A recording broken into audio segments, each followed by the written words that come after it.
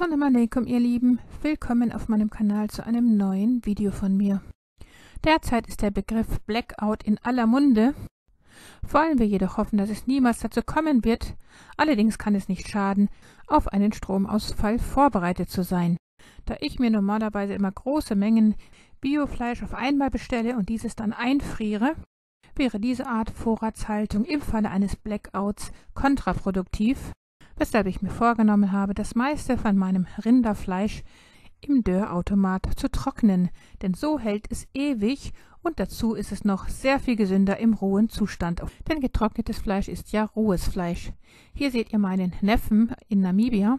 Das stammt noch von vor 4 Jahren, als ich auch schon einmal ein Video zu diesem Biltong, also der namibischen Spezialität, hergestellt hatte. Das Video dazu kann ich euch hier oben gerne verlinken, denn in Namibia ist getrocknetes Wildfleisch von Springböcken oder Gemsböcken zum Beispiel oder auch von Kudu-Antilopen eine Spezialität und jeder knabbert dieses leckere Fleisch zwischendurch.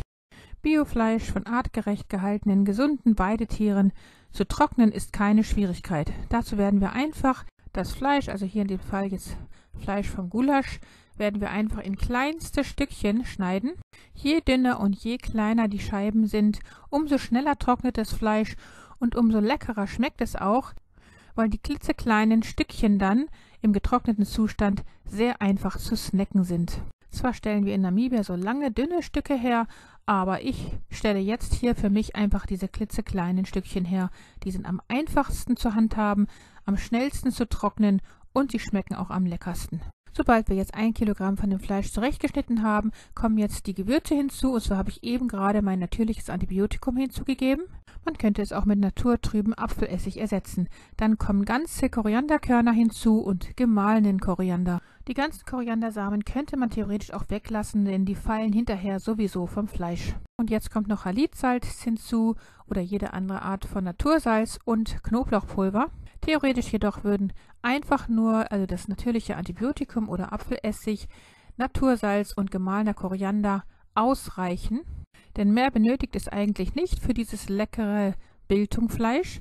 Aber wie gesagt, man könnte natürlich variieren und jeder könnte seine eigenen Gewürze noch hinzufügen, die er gerne mag.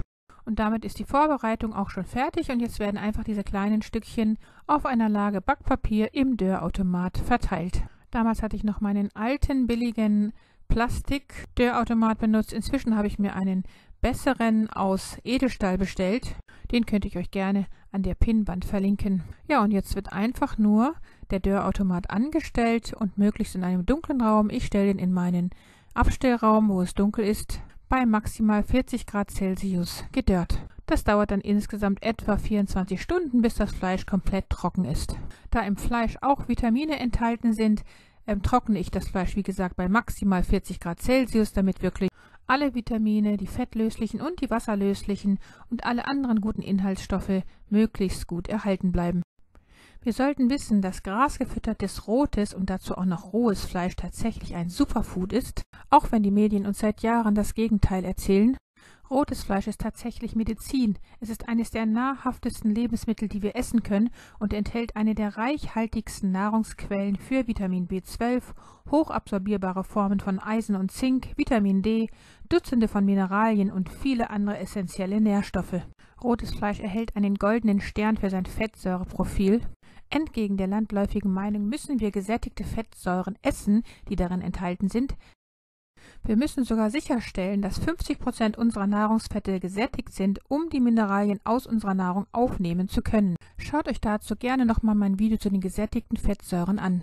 Der Grund, warum rotes Fleisch in den Ahnen- und Paleo-Gemeinschaften ein so gefeiertes Superfood ist, liegt darin, dass es vor hochabsorbierbaren Nährstoffen geradezu explodiert. Viele wichtige Nährstoffe, die wir nicht in Pflanzen finden können, finden wir zum Beispiel vor allem in rotem Fleisch, wie Taurin, Hämeisen, DHA, Vitamin D3, Carnosin, Kreatin, Vitamin B12, Vitamin A und Ubiquinol. Schaut euch auch gerne nochmal mein Video zu Bluthochdruck an. Damit ist das Video beendet. Wenn es euch gefallen haben sollte und von Nutzen war, dann gebt mir gerne einen Daumen nach oben und teilt das Video mit euren Freunden und Bekannten. Vergesst auch nicht das Glockensymbol zu betätigen, damit ihr kein Video in der Zukunft von mir verpasst.